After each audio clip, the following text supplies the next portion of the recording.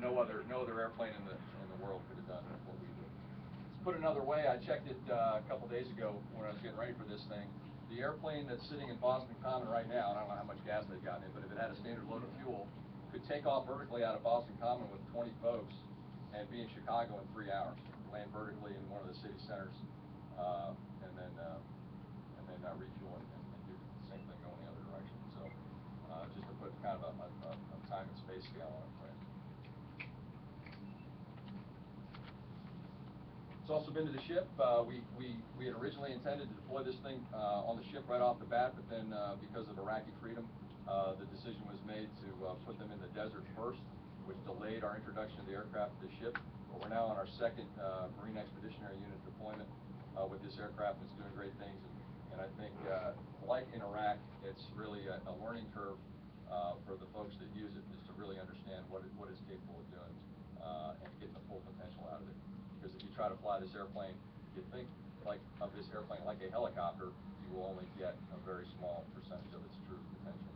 So learning a lot on the ship, doing well on the ship, and the second deployment coming back here soon, I think in summertime sometime, and another one just getting ready to go back out.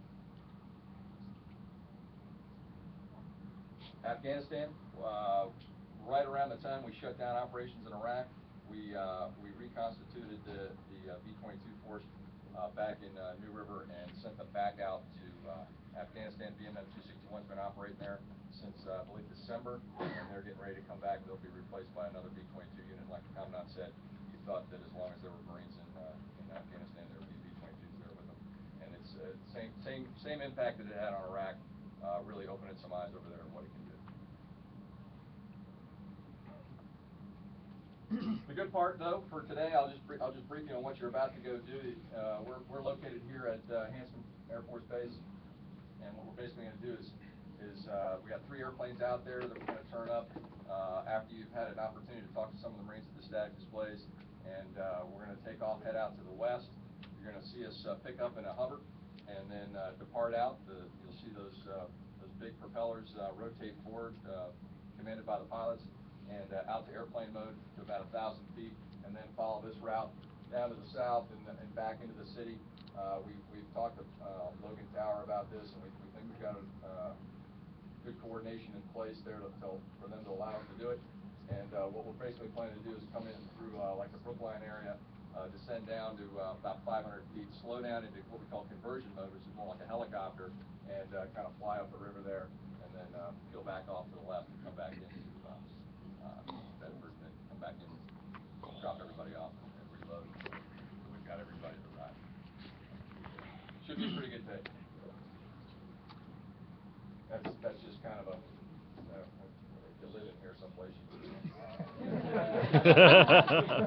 I went to Northeastern, so that's not by accident that we're flying right over there. There's a park over there.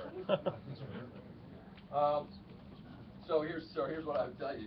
We're here to do this. I hope you enjoy it. It's a great time. Don't be nervous. When I said we take very seriously those Marines on the ground that we support, part of that is a very good ride. So if there's anybody out there nervous that you're going to be doing Top Gun stuff out there, you know what it would be. And we're eager to hear your questions and eager to answer them. So until someone tells us to stop, we're ready to answer whatever questions you got.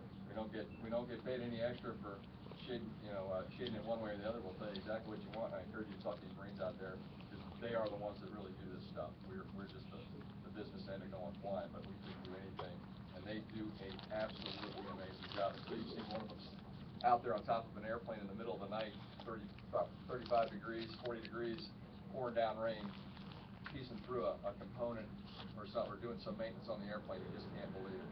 And they go right back out there and do it again. They do it 5, 6, 7 days a week. They do it in Iraq. They do it back here. They're just unbelievable. So I hope you get a chance to meet them all and see what a great bunch of people they are.